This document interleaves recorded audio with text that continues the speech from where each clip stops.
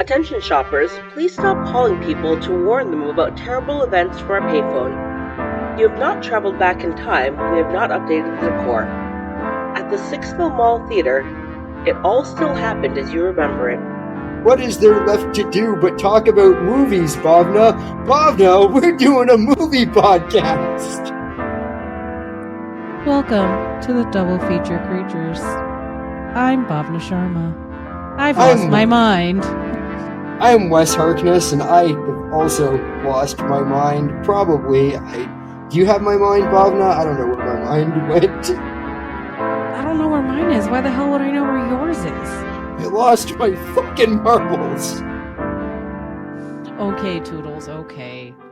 What are we talking about today, Wes? Well, Bhavna, we are talking about the two movies that we watched, and when we watched the movies, Bhavna, my God, this thought came into my head, and for our millions upon millions of listeners out there, I just want to clarify that when I ask this question of you, Bhavna, I do not mean it in any sort of eroto-romantic way. When I ask, Bhavna, am I the biggest pork chop you ever ate, or just your rusty sea mine waiting to go off? By the power of Grayskull. I hope neither. But if you're the sea mine, I do have a license for it. How do you get a license for a sea mine? Ask the old curmudgeon in Sanford, UK. Okay, so we are doing an ACAB / Super Cop episode. Super Pig, Mega Pig. It's a lot of pork products. One very skinny pork product, one very large pork product. And two different sets of pig pens. Two very different sets of pig pens, yes. Bhavna, we are covering, what year was it? 1991's Stone Cold. What? Stone Cold? What? No, not that Stone Cold. Though, one of the characters kind of did look like Stone Cold. Which one? The bald one. Yeah, I can see that. I was just having trouble dealing with the fact that young Brian Bosworth looks like old Randy Orton. Yeah, but young Brian Bosworth looks like, the mold for Dolph Lundgren. Brian Bosworth as He-Man would have been amazing. Yes. Brian Bosworth in that thong, though. I will take a moment for that. And that was the epitome of a straight man. We have devolved as a culture. In a thong, feeding a giant lizard Snickers milkshakes. And that was like the epitome of alpha male. We have Ben Shapiro. Where have we gone wrong? Because Brian Bosworth in Stone Cold, which will be the first movie we talk about, seems to have manscaped to the point of he has no hot fuzz, which will be the other movie that we're talking about. Oh, yes. And anyone that knows me knows which movie I picked. Yeah. Bhavna, what did you think of Stone Cold? I believe my words to you were, what in the January 6th is this movie? Oh, because I believe the character AWOL did say first the whatever, like courthouse, then the White House. I had not watched this since the January 6th thing happened. I've watched it in the last few years, but I had not watched it since Jan 6, I don't think. And holy Christ.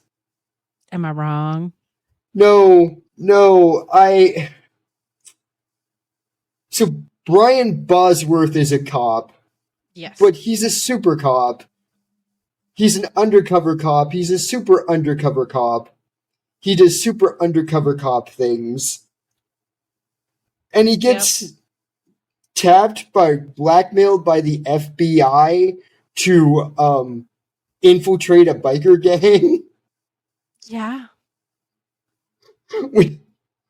Quite possibly one of the worst biker gangs in film existence. Right. And they're thinly veiled racists. And by thinly veiled, I mean like the thickness or the thinness of the skin that most white males have now, called the Brotherhood.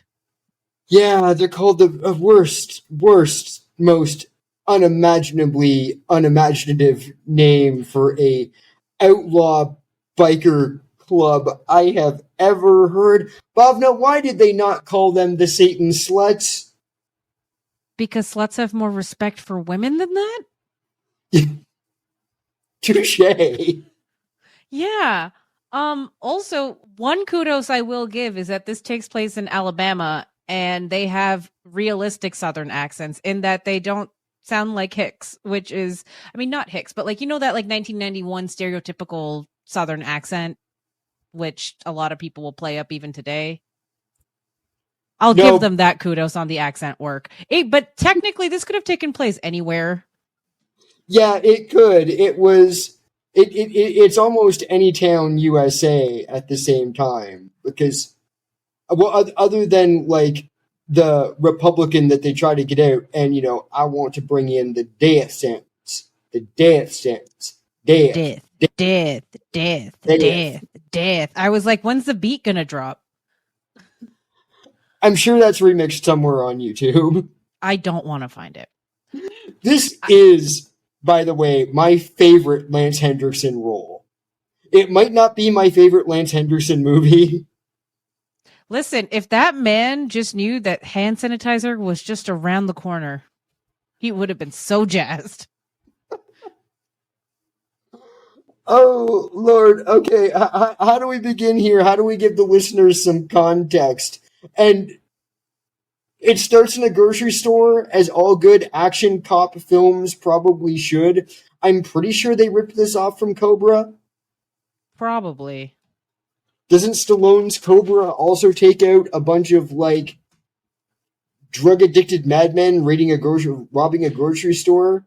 This is just very 1991. Like, the opening scenes are not special. It could have been any movie. That is most definitely true. But yeah, he beats the crap out of some shotgun-wielding maniacs in a grocery store that are apparently robbing the place. Xena does not show up to protect her young friend. No. Gabrielle Tinselmouth. Oh, God.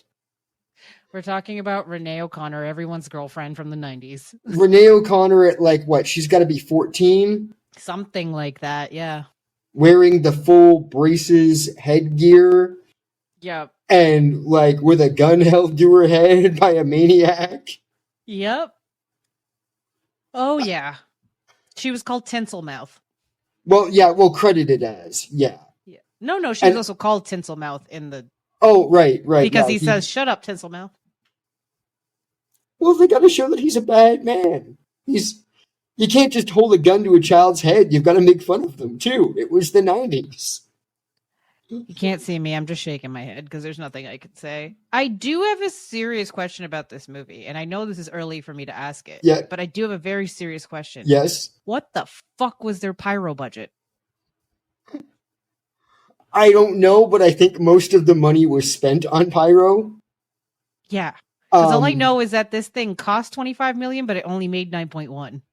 Certainly not. I never look at what these things make. I don't want to know. I do because I only did because of the pyro. Yeah. I just know that it did not do well, and Brian Bosworth was basically relegated to making direct-to-VHS movies after this. Yeah. Yeah. Okay, so he gets blackmailed by the end. We have to recap a little bit here. We try not to recap here, but you need to understand this story, people. He is a cop that currently on suspension for I don't know what, probably beating the crap out of somebody. Insubordination technically was the charge. And this is former NFL star Brian Bosworth, and playing not Stone Cold, Joe Stone, and he gets blackmailed by the FBI to go in and infiltrate this biker gang that They're doing a lot of outlaw biker gangery things.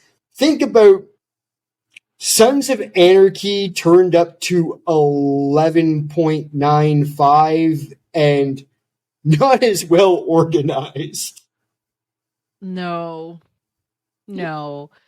This, I believe you described it for me as what people think the Hells Angels look like on TV.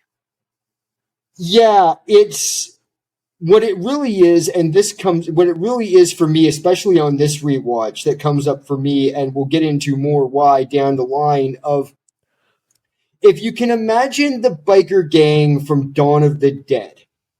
Mm-hmm. Being treated as a serious criminal organization where they were doing ultra-violence rather than throwing pies. Mm-hmm. That is basically what the Brotherhood is. Remember, Wes, God forgives, Brotherhood doesn't. God forgives, but the Brotherhood doesn't. But so he goes to one of the biker. It shows one of the biker rallies, and it shows that to show that they were bad dudes, they've shot a priest, they've shot a political figure, they've blown up a judge.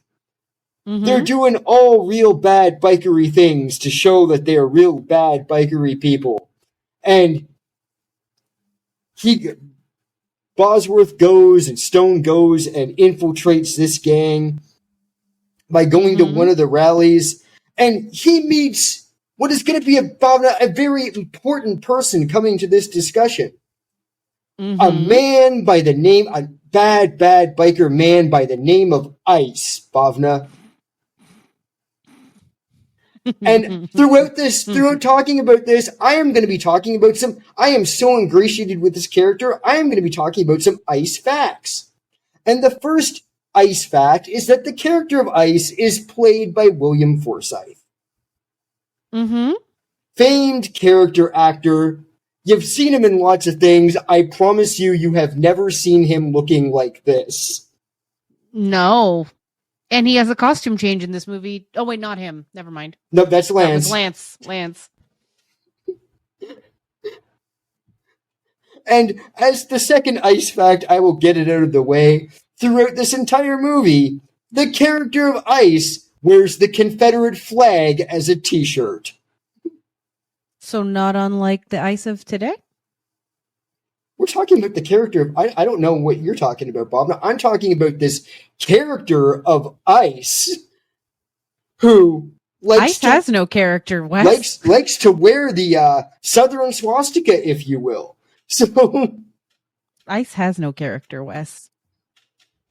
Anyway, thank you for those Ice facts. Exactly. I wish they were Ice Cold facts by Ice-T, but I will take them. What you got else? What other facts you got? Let's see. Well, as Joe works his way through and meets the various gang members and things like that, he gets in a big rompous fight with another big biker that's even bigger than him, and he does all these things, and then you meet Chains. And Chains is the president. Chains is the criminal president. And guess who the character of Ice works for and takes orders from, Bhavna? The criminal president. And yes, folks, the character of Ice likes to work with Chains. I can't with you. He's also Chains' enforcer. Yes, he would. If you have not seen this movie and your only biker knowledge comes from something like Sons of Anarchy, he would basically be the sergeant of arms, despite the fact that they don't do any of the political stuff. He is hardly the vice president, I don't really think. I think he's supposed to be the sergeant of arms, but they don't have the proper rankings here because I don't think they researched actual motorcycle clubs whatsoever for this. They didn't care. And that kind of makes it both good and bad at the same time. Well, much like the Ice of today, this Ice also had a great line, and it was, "I'm the only one doing all the killing over here." That is absolutely true. And Bob, that's an extra Ice fact that I didn't put down. Ice likes to kill. The character of Ice, played by William Forsythe, is a cold-blooded killer. And he's a worrywart. And for some reason, he's paranoid. And yet not paranoid enough to hide his face, which is strange for some reason. You would expect the character of Ice to want to hide his face. And yet for some reason he doesn't. It's like a character development thing. This form of Ice is that much more badass to himself somehow. And you definitely know that had Ice lived, because spoiler alert, he does not. And his last words are like, wasn't it something like "fuck you, cop"? Yep. Something along those lines. Oh, we get there. But had he lived, you know that he would have taken a nice little road trip over to a lovely little town in Texas called Waco. Oh, probably. Most definitely. He was definitely a Waco wacko. Yeah, and then if he survived that, he would have taken a little road trip to Oklahoma. Probably, yes. Did this come out before or after the Oklahoma bombing? Before 1991. Oh, okay. I was going to say maybe that's why I said had he lived. That's why I said had he lived. But you know, we were saved that fate. But what we got was so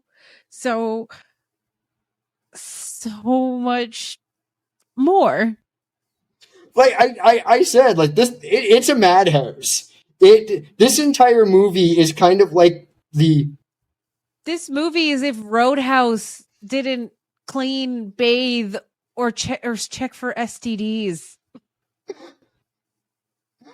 As someone who has been to a major biker festival, I know what I've done the Daytona biker week twice, and yeah, I know what these places smell like. And you know what? It's these folks that say Indian people smell. And I'm like, we don't wear leather in humid weather. You guys are stupid. Oh, they absolutely are. But Bhavna, what did you think of Lance Henriksen in this? Because for me, this is my favorite Lance Henriksen role. As him, as Chains. Oh, unhinged. Like, did you ever think he could be that fucked up? Because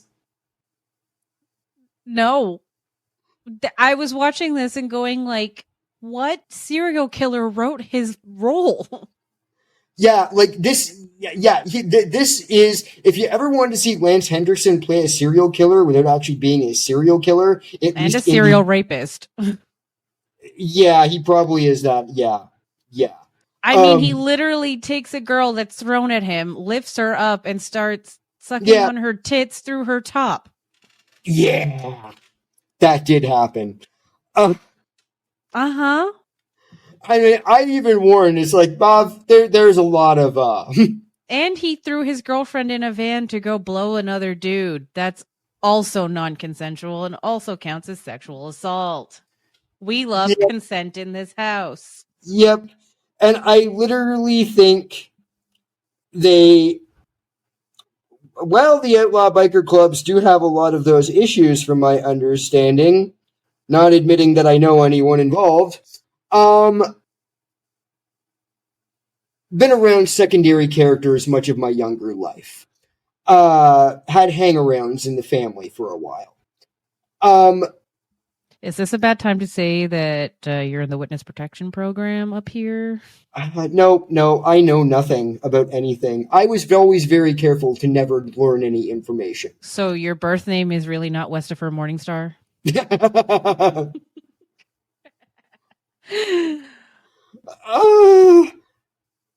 I told you I've lost my mind. No, I know. I think the only main reason, because it probably could have got less of a rating, that they went so hard on the violence against women in this movie was to make sure you knew that people like Chains and Ice, the character of Ice, were the bad guys. The character of Ice, not the character less Ice. Two different things. because they are literally, yes, they are fighting the government, and they are terrorists against the government, but they are terrorists against the Republican government. Yeah. They're going Which after is a man that wants to, like, throw the death penalty at everyone. Doesn't this count as a civil war? It would be a civil war if it was right now. But this was back when Republicans also had some character. Yeah, this was back when Republicans, dare I say, were funny and hadn't gone so far up the orange taint that, but I mean, they had already gone the horrendous route during the HIV epidemic at that point already. Oh, yeah. Oh. So, I mean, they were already well on their way. And that right in there, I almost jumped over the next Ice fact. The character of Ice is abusive to women. Oh, so abusive. He was the one that threw the other woman at chains. Well, yes, it's almost as if the character of Ice was pro some kind of slavery. Uh-huh. It's almost as if the character of Ice was involved in human trafficking. Yes. Amongst many other kinds of trafficking. Including extorting helpless old ladies. I know that wasn't him, but still. Well, the bikers are in for the protection money. But, you know, they get in trouble there. The mafia throws a hand grenade at one of them. And then they just lob his head off and serve it up in a helmet. Yeah, love that. See, okay, I know we're not a recap pod, so I am going to jump ahead and back and forward yeah, and all throw around a little bit. Fine. But what was the point of this movie? Just because I'm like, okay, he ends up killing the girl, so it's not like he has the girl, which they were building up this whole thing with the woman. Sorry, I keep calling her a girl. She's a fucking Nancy woman. Yep. Nancy. But then they fucking kill her, so I'm like, okay. And then John's supposed to go in and then they're supposed to capture Chains, which they do. And then he just gets shot anyway because he tried to kill, like, I'm just like, what is the point? And then they killed the dude. He still got what he wanted. He still got what he fucking wanted.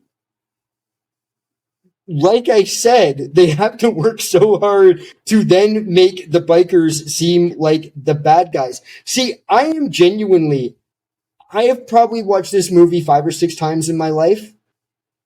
Every time I watch it, because of how this kind of movie usually goes, I am, genuinely shocked every time they gun down, Chains just hauls off and shoots Nancy in the head. Yeah, I was actually shocked. I was like, what is the narrative point? The trope would be that Nancy is held hostage by Chains and Stone needs to rescue her. Right. But he doesn't, though. And then he doesn't say, I need a new girlfriend. Right? And then he doesn't, then the fucking death guy also gets shot and killed. Well, yeah, because he's a maniac Republican and has to die. Right, but at least you would think that, okay, if she died, then they would at least thwart his plans. Yeah, but this seems to be one of those movies where they've decided there are no good guys. So the iguana. The iguana, yes. The iguana. The monitor lizard, Komodo dragon, whatever the hell that thing is. That lizard. That is just wandering around just. That cold-blooded cutie is the only good thing in this movie. Oh. That and maybe Guts. The biker names are so bad in this. We've got Guts. We've got Tool. We've got AWOL. We've got Ice. We've got Chains. We've got Stone. Did I get them all? Was that all of them? I think so, yeah. There were a whole mess of them, but I think you got the main important ones. Gut is the true heart of this movie. Because Gut's the one that seems to believe that, like, this is an actual family, right? Gut is like the Radar O'Reilly of this MASH unit. Like, because isn't Gut the one that gets his fingers severed when Chains forces him to, like, touch the bike wheel? Yeah. When he tried to do the whole, like, this isn't the gang I signed up for, man. This is supposed to be a family. Like, we're supposed to be like those ninja kids in Teenage Mutant Ninja Turtles. But I didn't sign up for this. Somewhere out there, a young Vin Diesel was taking notes. Family. I truly, truly wish that Chains could have fought Dominic Toretto. I would pay to watch that, but so would The Rock. So... Oh, yes, The Rock. Oh, man. The worst thing to happen to that franchise. The worst thing to happen to any franchise. I don't care if it made more money because of it for a while. It's still. Speaking of Republicans, The Rock. But, yes. But we digress. Let's get back to the lovely Brotherhood. So he's hiding out in the Brotherhood, and he's, like, giving information to the FBI through his... not kleptomaniac, hypochondriac agent that you have seen in every TV show ever, apparently, according to his IMDb. Bhavna was like, was he in Howard the Duck? I'm like, no, but he was in at least 3 Law and Orders, so... Yeah, he looked like the nerd from Howard the Duck. He did really look like the nerd from Howard the Duck. Yeah. He had nerd from the Howard the Duck hair. Yeah, but this guy's name is Sam McMurray. But he was in Chud. So I was like, oh, that's also where I know him from. Cannibalistic Underground Killers? No, the 1984 science fiction horror movie, yeah. Okay, Chuds, yeah, okay. Chud, yeah, he was in Chud. That's where I was like, okay, that's where I know him from. He was one of the officers. Right. And so, in order to gain favor with Chains, Stone Cold comes in with this gift for him that is a bulletproof vest. Chains is like, you put it on, see how it fits. I'm like, dude, why are you doing this? He's going to shoot you. There's no way. There's no universe in which Chains does not turn around and shoot him. Sure enough, Chains shoots him. He goes flying onto the pool table, gets up, then tries to strangle Chains with his bare hands. And then, of course, the character of Ice protects his president, his criminal president. And tries to deport Joe from the compound? From the compound existence, when, Chains gives the great line of, this guy's either going to be the biggest pork chop I ever ate or my bulldozer. And this hurts Chains a lot. This hurts the character of Ice a lot. Because you see, Bhavna, and I just realized this fact, the character of Ice, played by William Forsythe, is terrified of being replaced.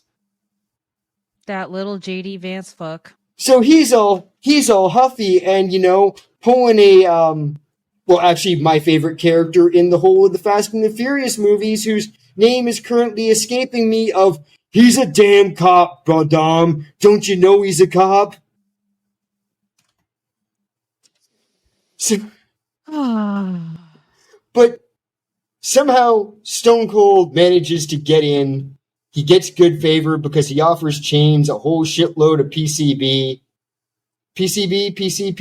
I can't remember but my he 90s called it drugs. He called it P2P, but I'm pretty sure that's PCP. Yeah. It's one of those liquid drugs that you can send out in barrels or little vials that you apparently shouldn't smell because the mobster guys weren't let know that. Oh, he also, in order to prove his loyalty, I guess it's after the gunshot, yeah, had to prove his loyalty, he has to go cut the ear off a man. The tattooed ear off a man. A Bolivian man. Bhavna, did you recognize the Bolivian man? No, I should have, though, shouldn't I? Did he seem familiar to you in any way? Because his face... If you say he's Danny Trejo, I'm going to be No, mad. No. Because that's not him. No, his face, as soon as, I've watched this dozens of times, but not like 5-6 times, whatever. His face, there was something about his face. Mm-hmm. And I couldn't figure out what it was. And I paused the movie and I went to IMDb.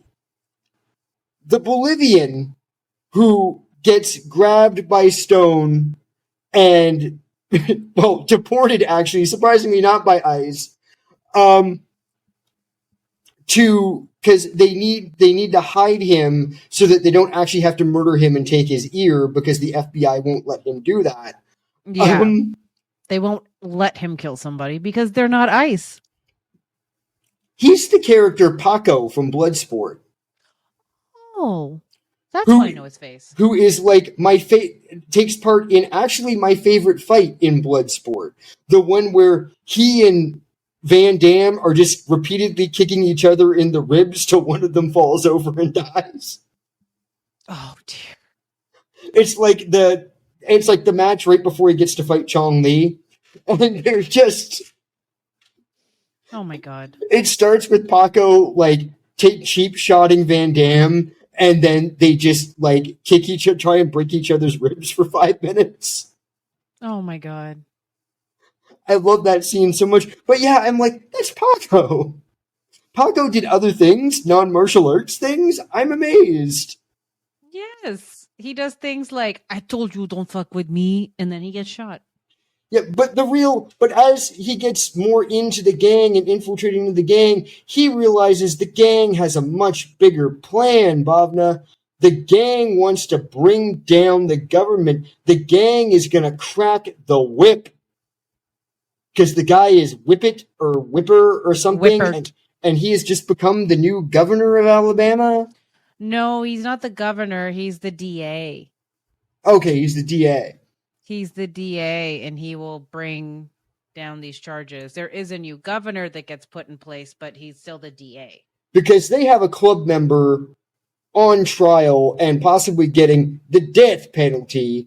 Death. Because he took a shotgun and shot a fucking priest who went flying through a stained glass window in a montage. Did they ever say why they assassinated the priest? No. He just shows up. Well, I mean, really, the friends of Ice, the character of Ice, played by William Forsythe, do tend to kill people for no reason. So... Yeah, they do. That's their downfall, actually, is when they shoot two marshals for no reason. Oh, no, they weren't marshals. They were National Guard. Oh, National Guards. Whatever. I'm ACAB all over the goddamn place. They kidnapped the National Guard. Listen. Put them in boxes and then shoot them in the boxes and then leave them out for them. They bring them back to the compound, put them in boxes, shoot them, and then take them back out of the compound to drop them to a tertiary location to then be found. But not before the lines of, come on, man, we have a job to do. Yeah, I have a job to do too, but it's more righteous. And Ice and Chains have a little tiff because Ice is not happy that he might be getting replaced. And Chains is all like, you work with me, you work with Chains, and I am your criminal president, and you will do as I say, and revs his engine in a nice little bitch please moment. But wouldn't you know, Chains, the president isn't all that smart, Bhavna, because his old lady Nancy was watching and listening to the whole thing. And now Ice is not happy either. No, and Ice follows Joe when he meets up with his partner, the not nerd from Howard the Duck. And that's when Ice finds out that Stone Cold is a cop. And then meets a very fiery, unlikely death. But is this amazing biker Harley Davidson chase because they're not riding Harleys that you would want to chase on. Stone has like this big lowrider thing that is no way a combat motorcycle. No, it's the one that looks like it has saddlebags. Yeah, Ice is firing because character of Ice fact, Ice is very unsafe with firearms and is firing a submachine gun through traffic, blowing up cars to try and stop Stone from getting to him. They go into a tunnel. Ice pulls out his knife and slashes a man's arm, which is leading to another Ice fact in just a second, just in hopes that the car will swerve and crush Stone there, which leads to the Ice fact of because the man whose arm is slashed is a black man, Bhavna, the character of Ice, will do violence upon people of color just because it's convenient for him. But that's Another okay. overlap in the Venn diagram of characterless Ice. But that's okay, because Stone Cold gets beside him, gives him a little knock with his motorcycle, drives him into a head-on explosive collision with a car, which when we learn the second to last all-important character of Ice fact, Bhavna, Ice dies violently when impacted by a car. But somehow still has his face intact. I was all bloody. Got to say a couple parting words of, I know you're a cop. Fuck, I'm dead. Yeah, but he was all charbroiled. Oh, it wasn't charbroiled yet. Then comes his funeral. But he was still okay. Fine. He was preheated. They preheated the oven. The biker funeral. Which the dude is quoting Bible scripture, and then all of a sudden he's like, "Let's send him to Valhalla." I'm like, "Sir." I mean, I don't know if I should be saying this to my Hindu friend because obviously you already know, but that's no way to cremate a body. No, that's not even how you do a Viking funeral. Where's the body of water? They place him sitting on his motorcycle. Well, I guess a motorcycle, because his motorcycle was trashed. Blew up. They place him on a motorcycle. The character of Ice. They douse him in gasoline and set him ablaze. Someone's going to have to clean that up eventually, because the final character of Ice, all-important fact, is Ice's body burns when you set it on fire. Ice melts, y'all. And you would think maybe this is the end of the movie, but it's not, because Chains has found out who Stone is, and Nancy has found out who Stone is, and he's all like, Nancy, I'll take you with me, and the drugs that he was supposed to get stolen. There's a whole convoluted thing. And a convoy. But it leads to Chains wanting to play a little game of Russian roulette. Yep. But that's not how Russian roulette works. No, and if you told them it was something to do with the Russians, they'd probably get really upset, too. Because Chains He puts 3 bullets in there. That's not how that works. Well, 3 bullets and 3 bullets in a row. Yeah, that's not how that works. Spins the thing. And then goes to shoot. He blows away Nancy instantly. Yeah, he kills Bolivian dude, and then he kills Nancy.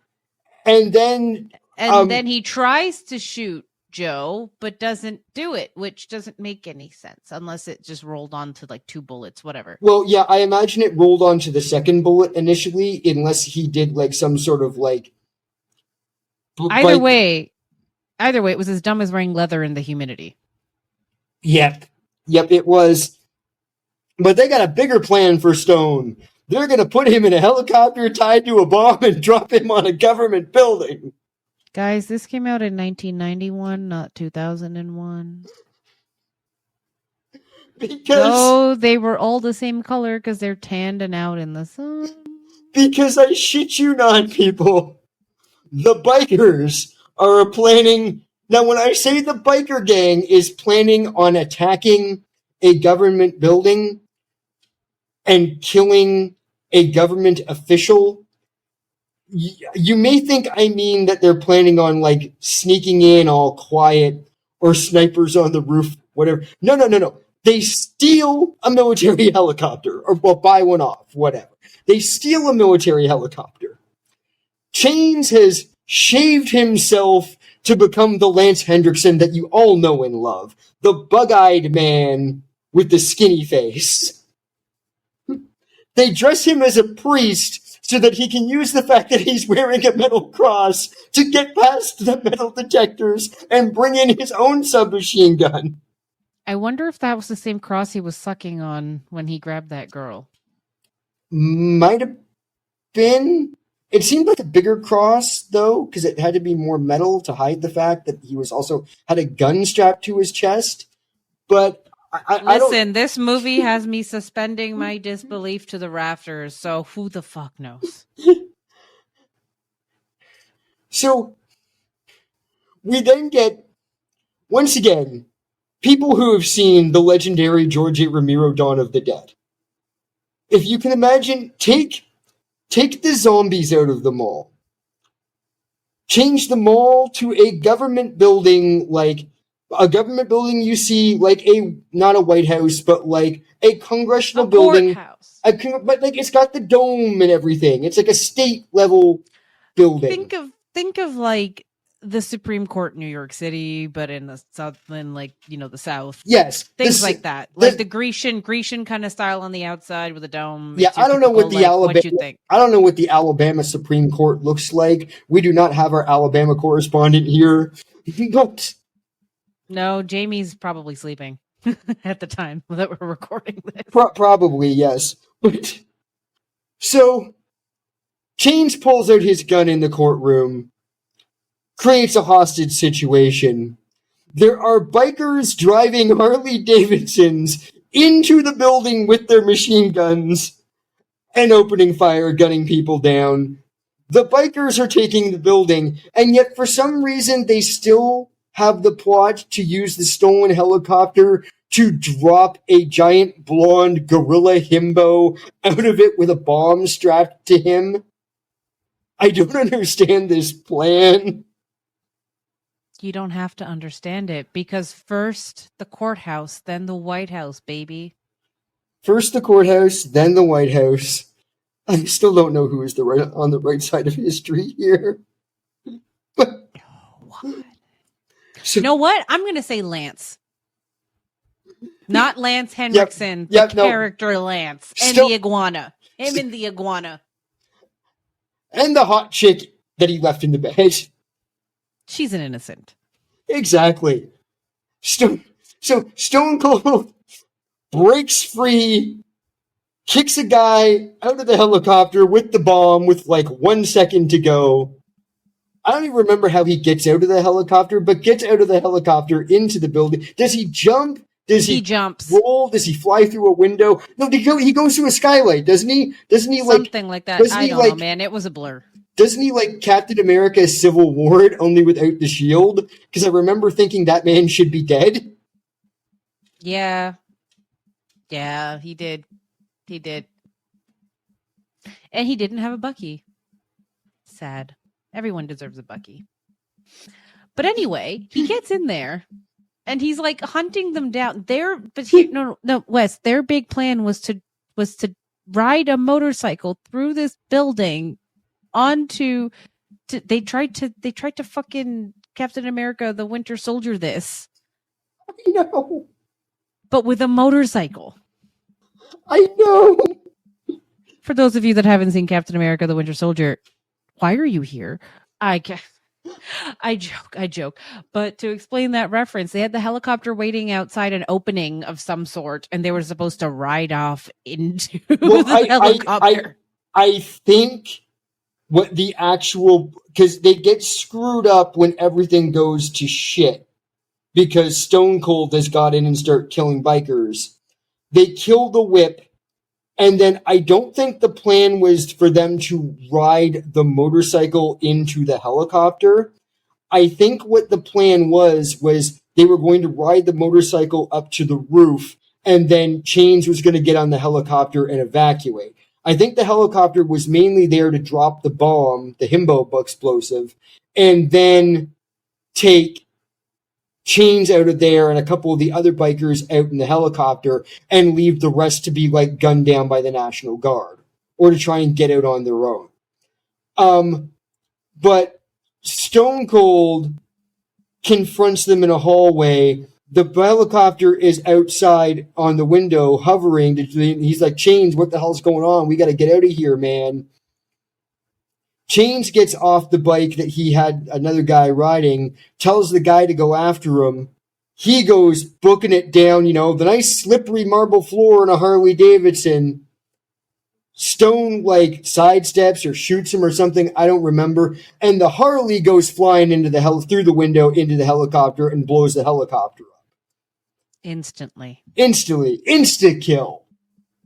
I asked again, what is the pyro budget of this movie?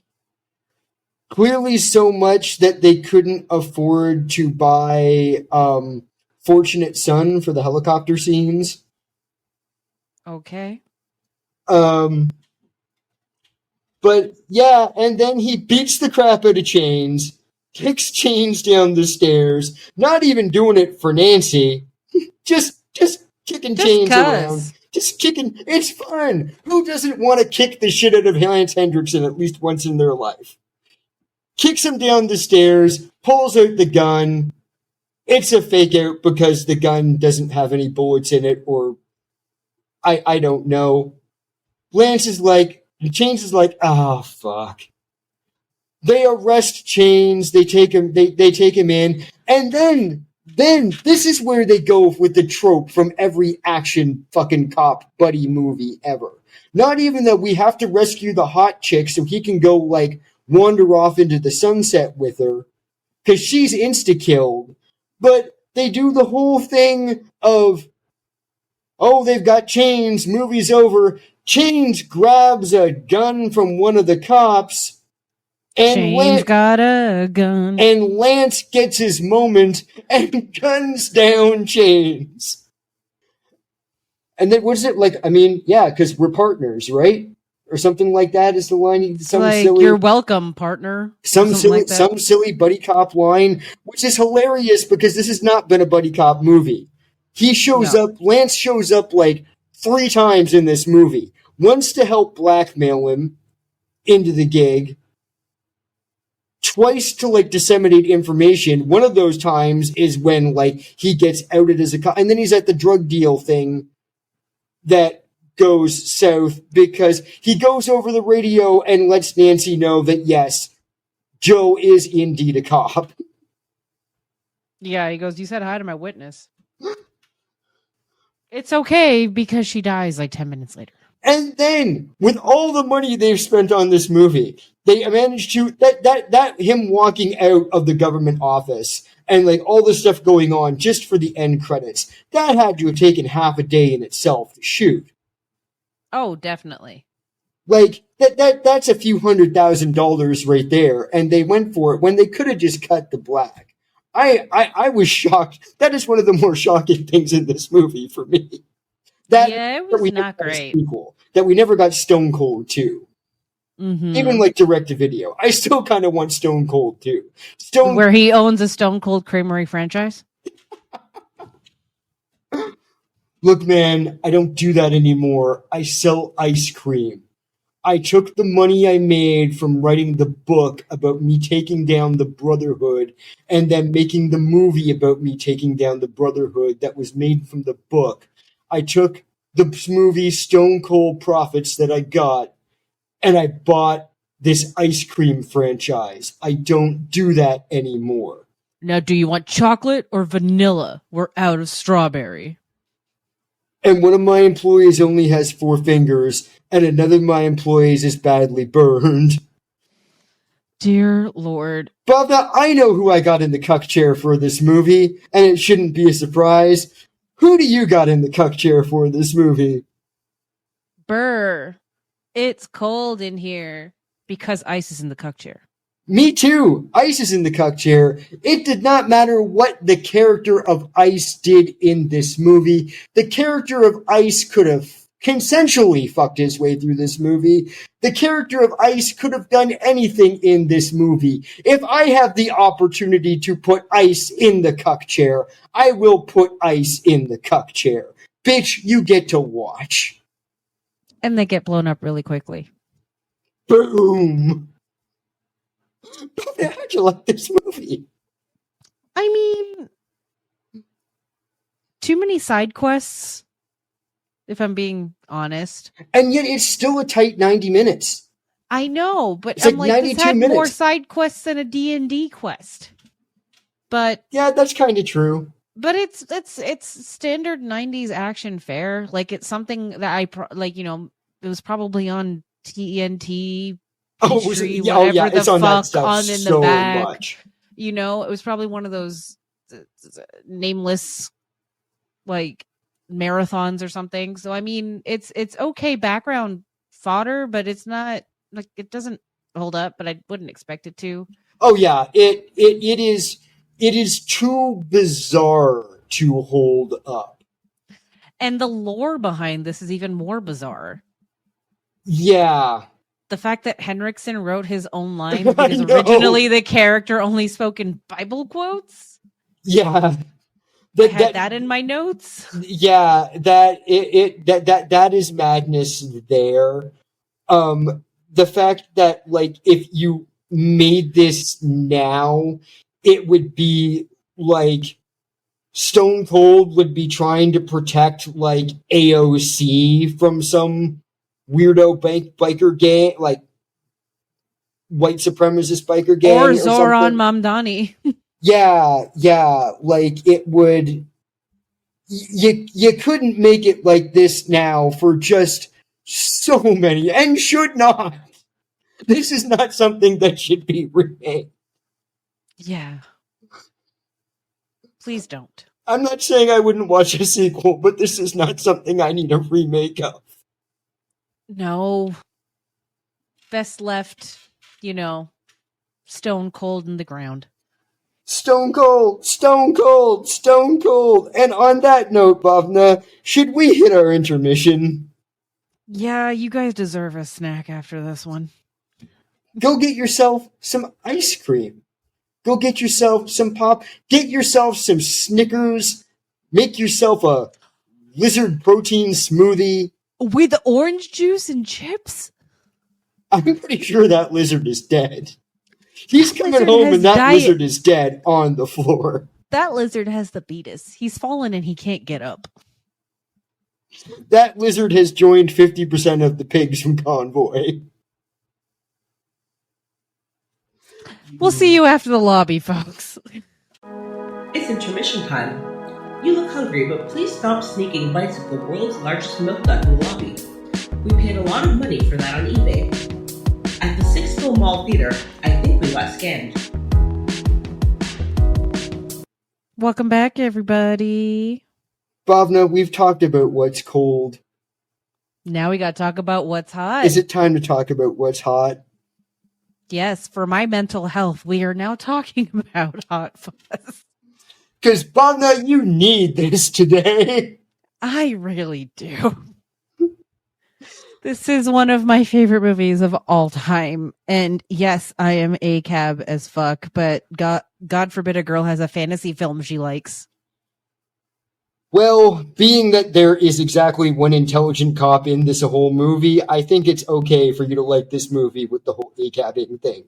Because, now, you love this movie, and our mutual bestie and voice of the mall loves this movie. Mm-hmm. And I am going to literally start with the positives. Okay. But I do have a question. Does anything to do with this movie have to do with something along the lines of being able to mock the incredibly stupid white people? Oh, dude, yeah. Okay. Because Edgar Wright grew up in a town like that. Not obviously that nefarious. You got to exaggerate everything, but that's why he wrote this movie. It was like a like, fucked up love letter to where he grew up. And this may explain some things with me. Mm-hmm. Because, like, I want to start on the positives on this because I did not hate this movie. Well, you wouldn't be friends if you hated it, because there's got to be something in there you like. I have a weird relation. Like I said, I hadn't seen this. I will do a rewatch of it for this podcast. I have only seen Shaun of the Dead once. Was not a giant fan, but I have said I'm going to give it a second chance. I deeply, I kind of enjoyed the first 10 minutes of this. The montage. The first 10 minutes, the montage, and the him in London, it felt very much like they were starting to do a Naked Gun. Mm-hmm. Or an airplane, or something like that. Those are references, yes. And so it had me in, and I liked about the first 10 minutes of it. And then I absolutely love, no notes, 8 out of 10, the last 30 minutes of this movie. Yeah, because the last 30 minutes of this movie is the first half of this movie actionized. Wow, that is not a word. Action, whatever. It's a new word here. It is a new word. Actionized. We will put it on the t-shirt. Actionized. I found that word in the dictionary at the abandoned bookstore. The liquidation sale they had on the first floor. You know the bookstore. Yep, I know. But the last 30 minutes of this movie right after, basically his entire revenge montage is everything that they said in the first part of the movie. Yeah. But like acted out now. Yeah. No, and I do get it. And for me, it was just literally, okay, now we're into something now where it's interesting to me what you say about like Edgar grew up in one of these places and around these people. Mm-hmm. Because I think that's why I had so much trouble getting through after the first 10 minutes until he started killing everybody. Okay. I also grew up around that kind of people. And I don't necessarily mean like the evil, nitpicky, but or the great or good. Yeah.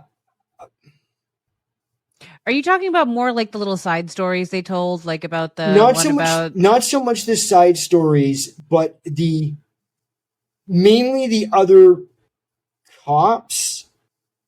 Yeah. But I have this, and I'm actually starting to wonder if it's not on like a level of like a neurodivergence annoyance thing for me.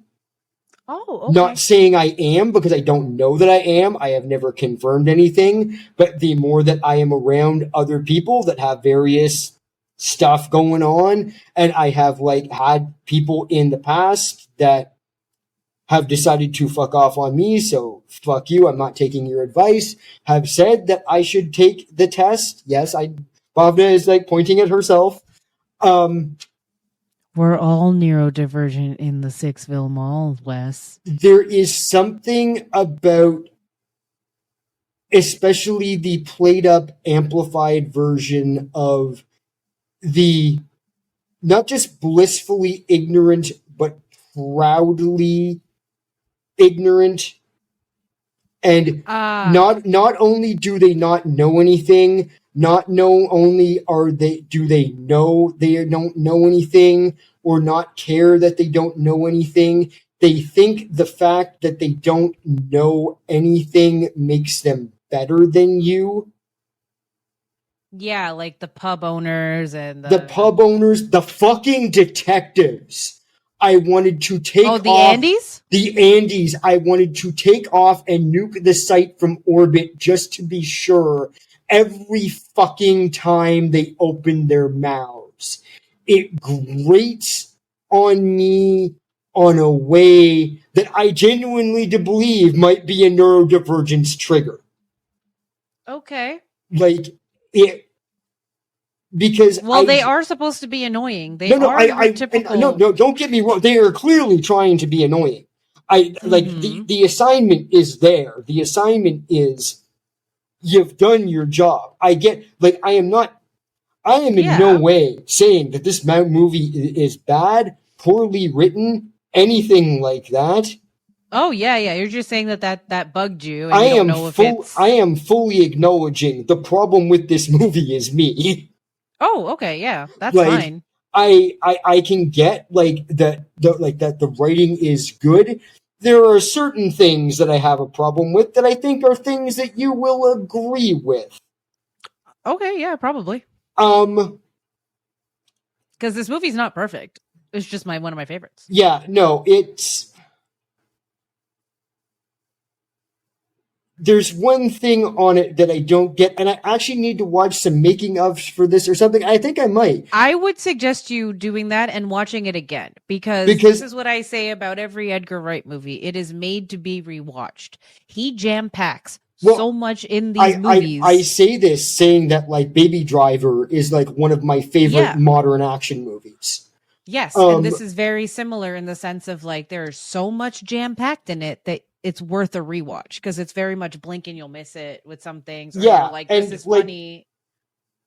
It's good in a lot of ways, and it's shot really well. And like I said, it is just the level of the dumb fuckery kind of grates on my brain in a way that it's hard for me to describe. Like, it is just... I've had so many people in, like, when I growing up, like, my mother worked in a mall. So at, like, one of the things in the food court. So I would end up being stuck in, like, the food court a lot when I was younger before I could stay home alone. Like March breaks, things like that.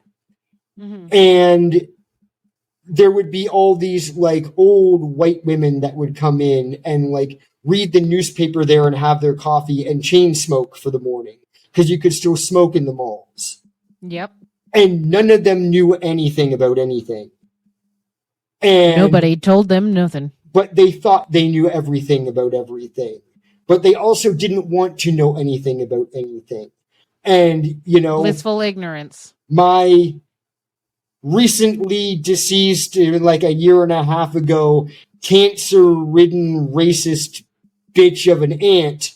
Is this the one that shares a name with a candy bar? Yes. Aunt Skittles. Just so my living family members don't come at me. I won't use her real name. Auntie Skittles, the racist bitch. Same thing. Knew she was dumb as fuck. Didn't care. It was... Unfortunately, it's one of those things of... my mouthiness and some of my bits run in the family, which is why I'm also always very fucking careful. I tell my mother this honestly. I'm like, some things are genetic, right? Oh yeah. But, like, and most of my family is from Northern Ontario. Oh, and people generationally from Northern Ontario. Other than like a cousin that went into some form of very specialized mechanical work, I am probably one of the higher educated people in my family. At least that are still alive.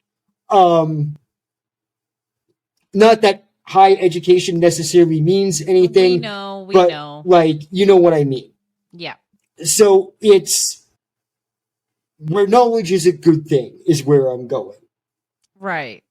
So that stuff just really grates on me in a way of... because a lot of times I was too young to tell them to shut the fuck up. And I also think there is something... I'm also seriously considering the possibility of I just have problems with British people trying to be funny. Yeah, I just don't think you like British humor. I think that might be it, because I started to ask myself of, if this was set in Alabama, or if this was set in Georgia, or if this was set in, like, even, like, anywhere in America, because let's face it, this is basically, like, the prequel to Clown in the Cornfield.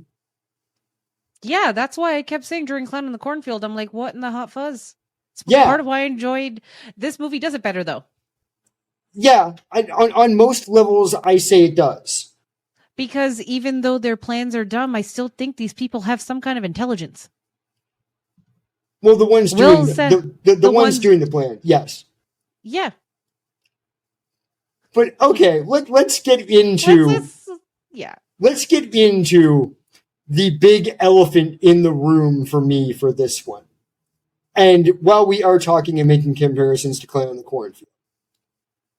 Clown in the Cornfield, they were basically doing, yes, it was a generational killing thing. They were basically killing the kids that didn't want to behave. Mm-hmm. Hot Fuzz, these people are committing a Holocaust.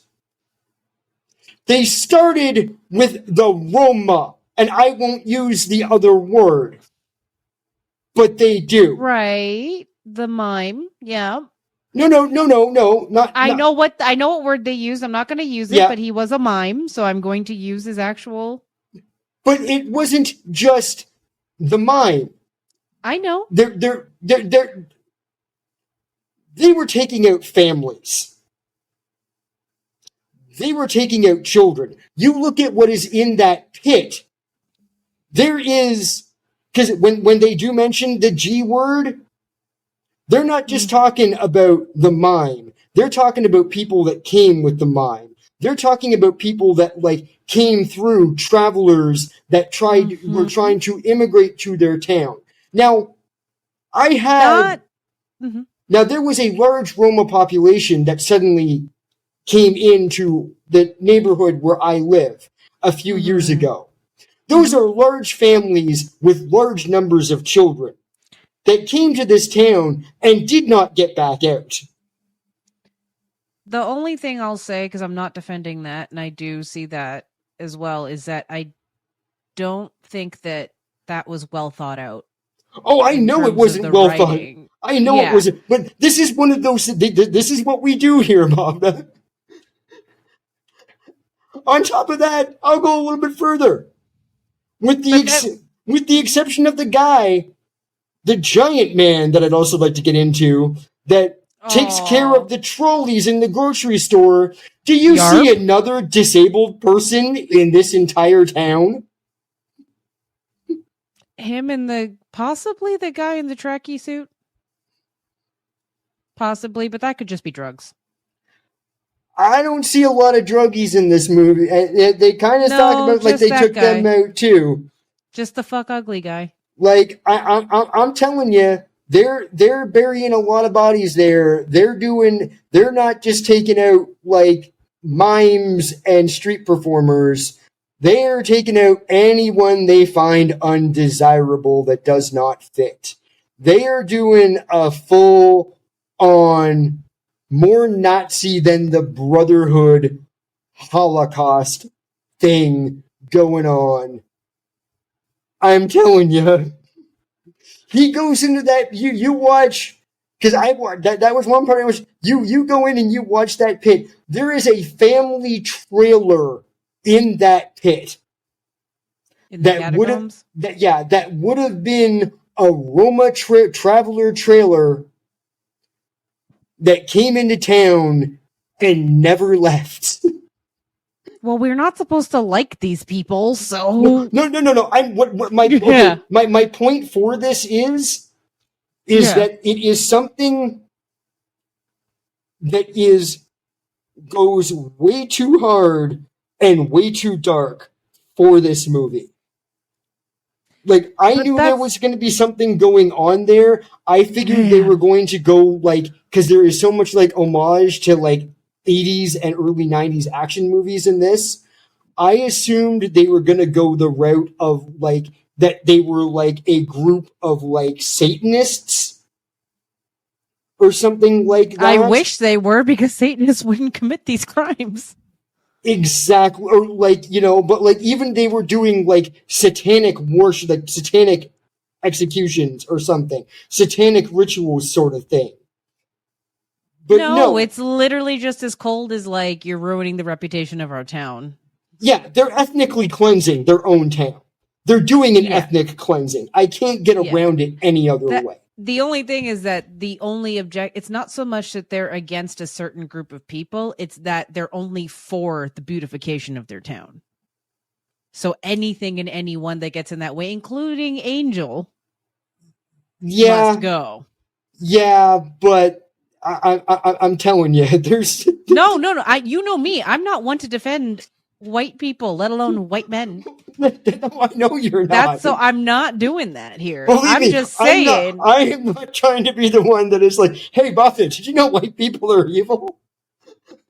Like, I've had enough of that today, Wesley. I was like, I will put you on the list, but don't do it often. No. Westifer Morningstar. Oh, God. I will out you to the witness protection people. Okay, no. For the record, yes. my alias is John Bremner. Like the street? I will tell you off pod how that alias comes. But my alias is... Yes. But, Okay. So, you know what? Let's bring this back to Hot Fuzz. Can we not that I want to belittle the genocide talk, but I do want to get to the cameos. Did you notice them? Can I go ahead. Also point out the fact that I love that their neighborhood Holocaust organization is called the NWA? That is very much on purpose. It had to be. I was like, if that's not on purpose, I want to smack somebody. You and Edgar Wright are of the same generation. So, he's a little older than you, but you guys are of the same generation. So you should, that was for you, Wes. Absolutely. That was for you. I absolutely adore this movie to bits. The cameos, did you find them? No, but I didn't have time to go back and watch today. Okay. So, first off, Peter Jackson. He's the Santa that gets stabbed. Oh, okay. Or that stabs Angel. Okay. Yeah. That's Peter Santa. Jackson. Because he was just in town and was like, hey, can I be in this? Cool. And then Cate Blanchett is Angel's ex-girlfriend. You only see her eyes. Okay, when you said Cate Blanchett was in it, that was going to be my guess. Mm-hmm. And like why she was so covered up. Okay, yep. that would have been my guess. And they had to redo the audio, so when Bob says, hello there, that's actually Edgar Wright, but that's not his body. Oh, okay. The new boyfriend. Right. Can I give you some sizzling hot fuzz facts? Sure.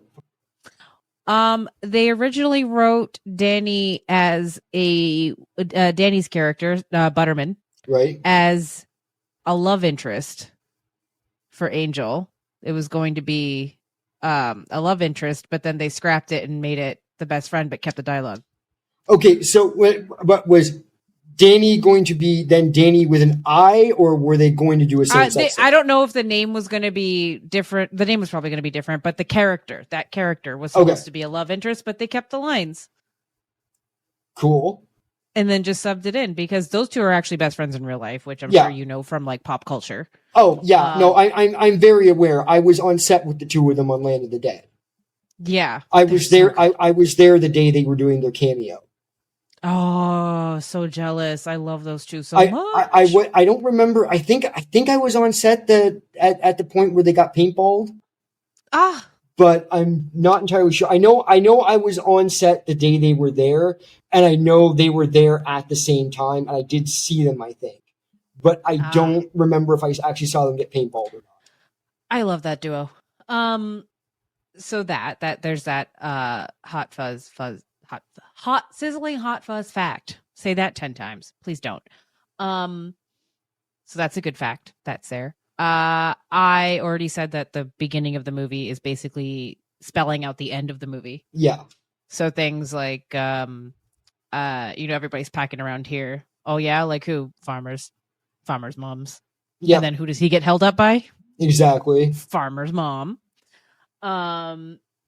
What I have I have a question for you. We've gone through the heavy stuff in this. Right. Now let's get to the light. What did you find funny? What the 8 out of 10 that you said no notes on the second half? What are they? Like, what did you enjoy? Just the ridiculousness of the fact that I could see elements of like the action in Baby Driver, but like as comedy, and just the ridiculousness of how everything broke down and the crazed gunfights. It almost felt like a really good version of the last 2.5 minutes of 28 Years Later. Yes. Like, just that pure ridiculousness. And I almost wish... Including the tracksuits. Yeah, like, I almost wish that Clown in the Cornfield had ended up with that kind of, like, bloody revenge shootout thing. I find it hilarious that you've got that much gunplay in a movie in the UK. Well, because it's the countryside. Yeah. It's only specifically because it's the countryside. But they've got, for the countryside, they've got some pretty heavy weaponry. Yeah. Especially for the British countryside. Well, he doesn't have licenses for everything, but he did for that one. Like, I like the fact, I like how ridiculous it is. I love Chekhov's landmine or sea mine. Oh, behind that stunt, they had to put a ramp in, like a really low ramp, so that they could, because they couldn't physically jump over that edge. Yeah. Oh yeah, I assumed something like that. There's usually stuff like that. And there's a lot of practical effects. Oh yeah. Which is what's great about an Edgar Wright film, is that there's a lot. He's a Savini, devotee. Yeah, and I mean that is one of the things that I did enjoy about Shaun of the Dead. I like when they're trying to get rid of him in London. Yeah. I love that, like, Daddy Vampire from Underworld is the chief of police. Oh, Bill I kind of love when he pops up anywhere. So much. That's a... And my favorite they had to bring him back. Yeah. My favorite MCU character, Everett Ross, is sitting there. But I think a lot of it is just whatever is wrong with my brain. Because I can't see that there's anything wrong with that, 40-minute period. No, I would venture, now that you have seen it, and you've experienced the second half of it, I would highly suggest go back and see if you change your mind about the first half. It's probably going to be a while because I'll have to rent it again. But what I might do, because I'm always... You can borrow the DVD from me. I know you have a DVD player. You can borrow the DVD. It has the commentary and everything too. No, but what I'm thinking I might try, see if this helps, is watching that 45 minute period just subtitled. Oh, that'll do it. So I don't have to, because it's sort of a thing of I can't listen to Orange Hitler talk. Yeah. No. Do it with subtitles because you'll catch everything. Yeah, that might help me for it. Also, I have to say, fucking love Timothy Dalton in this. Thank you. I was waiting for you to mention him. When Timothy Dalton rolls up and is like, I'm the slasher of prices. For some fucked up reason, after that, and every time he was on screen, I felt like Edgar had, repurposed someone out of a J.G. Ballard novel. Yes. You know what bit takes me out every fucking time? It's the Employee of the Month photo. Missed that, but one of my other favorite little bits that they did in this was, and in the period of what was things are grating on me, one of the things that got at least a good hard smile out of me was when they go to the fucking Shakespeare in the park, And the fact that they're not just doing Romeo and Juliet the play, they're doing Romeo and Juliet the movie, the play. They're doing the Baz Luhrmann. That got me. I was like, okay, that's hilarious. Bang! Love me, say that you love me, fool me. I mean, yeah, like there is a lot, and maybe I need to try it with the sound off and not listening to them or what. Like, this movie is just so rich. And then, when the house explodes and then he's driving by and you hear fucking fire. Do. I have one disappointment from the last 30 minutes of the movie. Okay. Because I feel like it is something they set up, and it was something that they could have set up that would, like, not that they're doing a full-on parody of these things, but could have added to, like, the parody-ish nature. Mm-hmm. When he has his Point Break moment.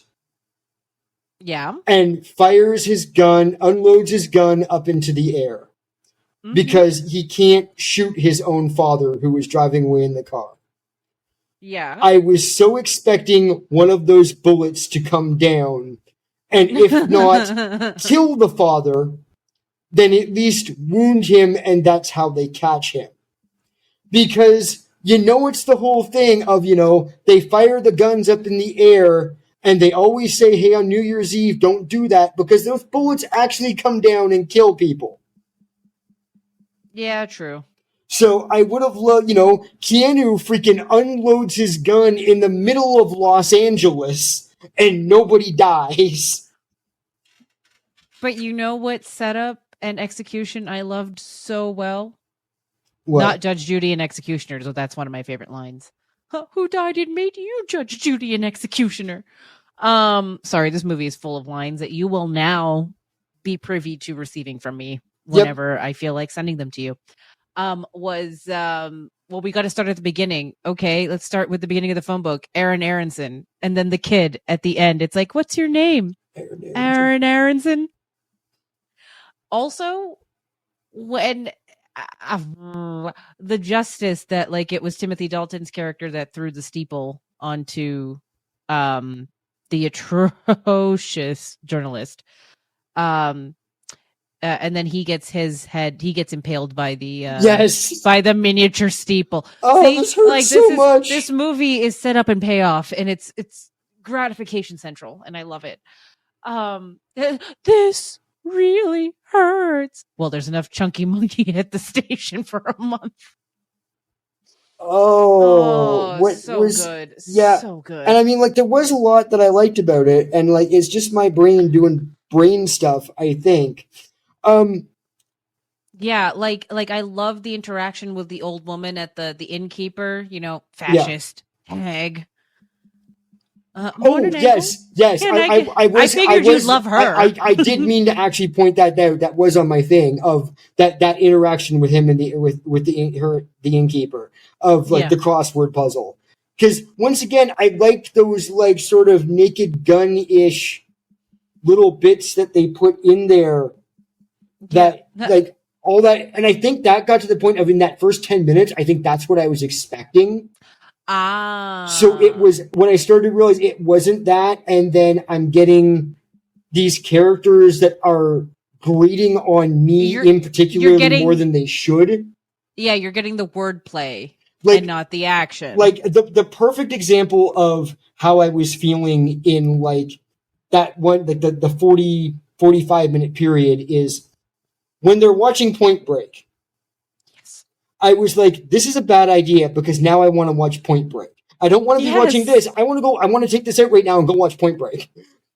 Like, why are you showing me Point Break right now? And then, at least paid off in the end, so I'm okay with it. Unlike certain other things that we've watched that, like, don't pay off in the end because they never actually wrote an ending to the film. But Wes, I have a question. Point Break or Bad Boys 2? I don't know that I've ever seen Bad Boys 2. You ain't seen Bad Boys 2? I know I've seen Bad Boys 1. I think I've seen Bad Boys 2. And if we're doing Bad Boys 2, we need to pair it with Point Break. Yes, we do, just in honor of this. We will make that the bit, because I fucking love Point Break so much. And I fucking love that and Bad Boys too. And this movie. But I just love that, like you can, now that you know that it was written, that Danny's character was written as a romantic interest, like all the scenes make so much more sense. But my question is, was it going to be a same-sex love interest? I don't think so. Or was Danny going to be a woman? I think Danny was going to be a woman. I'm pretty sure. Because I don't really want to see those two particular actors in a romance. I feel like but them being written as love interests is more akin to their actual friendship in a sense. You know, like where they're not, they platonic. Love is love, platonic or romantic. Yeah, and I don't. Yeah, I can't say that I'd want to see the love interest version more. I mean, I think it would be interesting, depending who they cast. Yeah. But now knowing these characters, does it surprise you that for Halloween one year I went as Butterman and Amanda went as Angel? No, not at all. But so we did point our guns in the air and go, ah. Yeah, I think I've seen the picture. Yeah. Yeah, we'll include that as part of the promo for this episode. We'll include that as part of the promo for this episode. Yeah, no, I know I've seen the picture of it. With a bonus friend of ours as Timothy Dalton's character, as Skinner. But no, this okay. I could talk till the cows come home and then be held up by farmers and farmers' moms about this movie. Because I could honestly give a TED talk on it, but I am grateful for this conversation because I never thought of it in terms of a fucking Holocaust, Wes. No, but I mean, like, I see it. Don't get me wrong. No. I could be wrong. I could be wrong. You're not. When you go back and just watch what they listen to what they say, and then what is down there. No, I don't have to go back and watch. I've seen it a million times. I know exactly what you're talking about. I'm just saying that I never thought of it that way. So that's why I'm like, oh, you're absolutely right. And my only caveat to that is that it's not just the Roma people. It could have been anybody. No, it's like they're just an example of one of the types of people they went after. They hate teenagers. I can't help but notice there's nobody selling curry in that town that we see. No, because dude, we know better than to go off into the fucking suburbs, bro. We live by the airport. Do you think that town had an airport? Dude, it barely had a train station. My guy. But it felt, and it was one of those things I'd like to know how Edgar Wright feels about it, because it felt too dark. I feel like when the 20th anniversary, I feel like when the 20th anniversary of this movie, which is in 2 years, comes out, it'll probably make the rounds. We will ask him that question. Like, for me, the way, if I am right about what that looks like and what they were doing there, for them to have that in this particular movie, for me, kind of feels like if in Point Break, instead of them being bank robbers, they were child murderers. Like, just something completely unfun, cool, unwild. It was, and I think I would have been fine with it if it was quite clear that they had just been murdering buskers. Because then, okay, it's a joke. Like, if there had been, like, a clown down there with the mime, and, like, a couple people with banjos or something like that. But they've clearly been murdering families. Pennywise skipped that town because they always take out all the fun potential victims for him. Pretty much, yeah. Like, so Pennywise was like, "Nah, I'm not going down that sewer." Like, there's like a bunch of there's freaking what the hell? The fucking spin doctors are dead down there. Mm-hmm. Like, it just. I don't know. There's like a bunch of potheads down there, whatever. But it felt darker than what it needed to be for what is mostly a fun, silly movie that is like a send-up of all these like action films. And we are still, I need a little bit of time now, but we still will cover Shaun of the Dead at some point. Yes. And I kind of want to do, actually, I think even before we do Shaun of the Dead, I think I want to do Paul. Hell yeah. Because Paul is set in the States, right? Yep. They go to, it's because they're going to Because they go to area like 51 or whatever. 50, yeah, and Roswell and all that stuff, yeah. And I'm wondering if that ends up making a difference for me. Yeah. And that one's not an Edgar Wright film, but it is Simon Pegg and Nick Frost. Oh, it's not Edgar Wright? Okay. No. The Alien one that Edgar Wright did was World's End, and that is in England. Yeah. See, it's also, and I mean, some of the stuff that I didn't like about, and we'll see if this changes in the rewatch of Shaun of the Dead, is I think the British stereotypes are too close to the Canadian stereotypes. And I kind of hate the Canadian stereotypes. Like, I always felt like in Shaun of the Dead, the whole thing about, like, we've got to get to the pub felt a little too much like, hey, let's go to Tim Hortons and get a double-double, but the world is ending. Yeah. So, but see, it's a stereotype, but it's also, like, it's funny because despite it being a stereotype, yeah, of course that's where this guy would want to go and feel safe. Of course, that's what they're making fun of it. Yeah. Right. No, and I realize that. Like, but I'm figuring out those things that just my brain. Hey, listen, you're on a journey. But one more thing about this movie I did want to talk about is one of the scenes that I adore so much is the scene where he just up and cards all the kids in the bar. Yes. Yeah, and I like that because then that, once again, that was still feeling Naked Gun to me, and that sets up the whole thing of just how much of a work-based psychopath this man is. Yeah. When's your birthday? September 23rd, 1969. That would make you 37. Yeah, get out. Yeah, like it sets up just like how nuts he is. Yeah. I like my favorite is the kid that goes, "When's your birthday? 27th of February. What year? Every year. Get out." I like the supermarket shootout. Oh fuck yeah! Don't worry, Andy. It's only bolognese. Once again, until he beats an apparent developmentally disabled man, possibly to death, for the second time, and throws him in a freezer. But then again, he was the only disabled man allowed to live in this town of genocidal maniacs.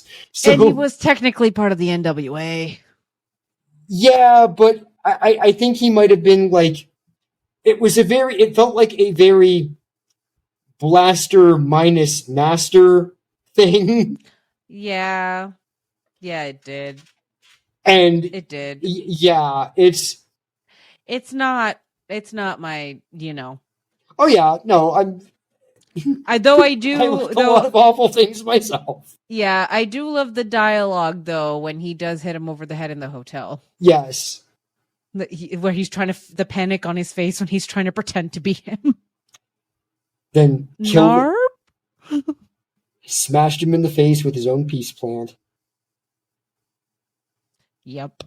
And one more thing I wanted to mention, that like grungy 70s song that they use in the middle, like in a couple of the montages, was Edgar Wright's a big fan of that band, and then when he said that he was a fan, they actually wrote that for him. Oh, sweet! They wrote that song for him, so that song, "Here Comes the Fuzz," was written. And I mean, his mic drops are always great, or needle drops, I should say, are always great. His needle drops are fuck. See, these movies walked so that your Baby Driver could ride. Oh yeah. And then he writes shoved Kevin Spacey in it and made it hard to watch. Oh god, that's the part that makes me so mad, because I'm like, why does this demon of a man have to be in this movie that I love so much?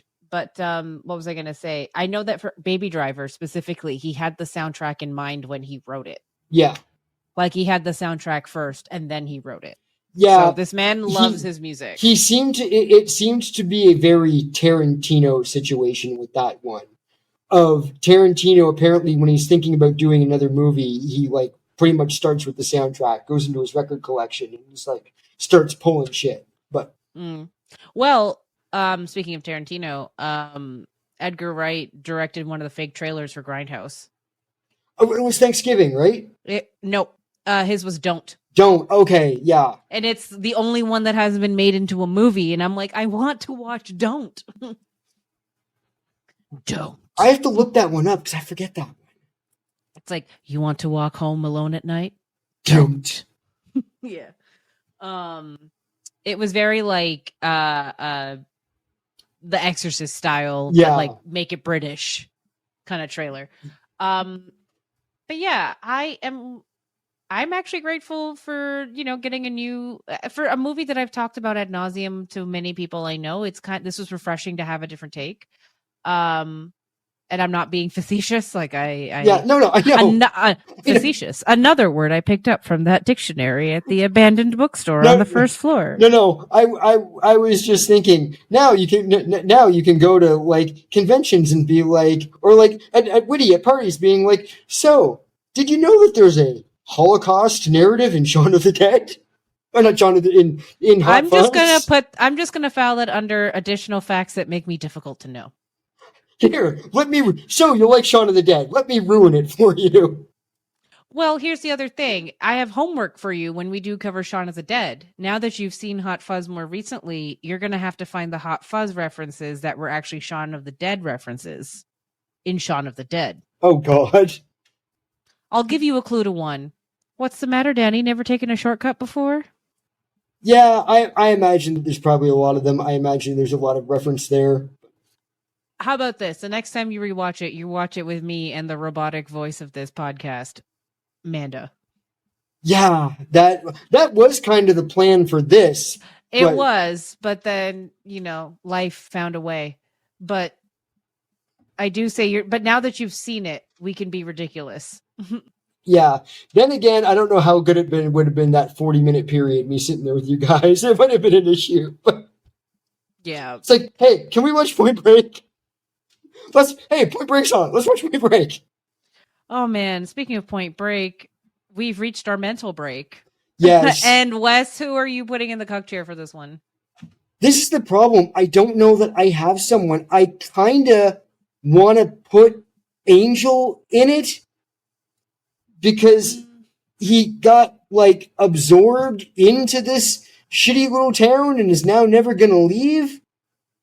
He's like, he could have gone back to the big city and maybe got to bone Kate Blanchett again, but instead he's like, much like the other version of it in Shaun of the Dead, just going to be sitting there on the couch with his best friend at the pub, watching shit on TV for the rest of his life. Probably become a professional movie podcaster at home and then die horribly because he can't do that. See, I was going to say the London cops. Yeah. Because they quite literally got put in the cuck chair because they were the ones that sent him away for their gratification. Yeah. Okay. Yeah, that probably. You're making us look too good. Go away. Oh, no. Yeah, that's probably the way to roll is, yeah. Either that or the Andes, just for fun. I don't want the Andes watching anything I do. You know what? Let's be fair. The Andes would be the one to put people in the cuck chair. They'd be running the cuck chair. Let's go with the London cops because let's go with the London cops, but it's Vamp Daddy Cop there in his Vamp Daddy Cop outfit, doing his Vamp Daddy shit. And he's all mad because his fucking little girl woke him up 300 years early. I love that that's where you know him from. I like Underworld a little too much. All the sequels are shit, but I love that first movie. Listen, the soundtrack to Trinity slaps. Yeah. The soundtrack to Trinity slaps. Oh, what? You mean Blade Trinity? Yes. No, you're talking about Underworld. Yeah. Underworld. You know what? the third one wasn't horrible. Yeah, they much like the Resident Evil franchise, they get progressively worse. But yeah, I still stand by the first one is a really good movie with a lot of interesting world building and shit. But as we are talking about vampires in rubber zippy suits, I think it's time we move on, Bhavna. Yes. I do think it's time we move on. We got some disaster movies coming up next, I think. We do. One might, it's not yesterday. It's not tomorrow. But it's another kind of day. Yep. And that's the only clue you'll get from one of them. Yep. And one of them is a ship that didn't sink, but will eventually. But Dung Wow, got now flipped I'm even upside down. blanking. Oh, that's true. It does. Yep. But until next time, please remember to validate your parking on the way out. We can't guarantee the machine will work. Or that your car will still be there. But hey, we tried. Yep. Oh, and fuck the character of Ice, played by William Forsythe. I'm going to self-deport myself out of this episode, Wes. Bye.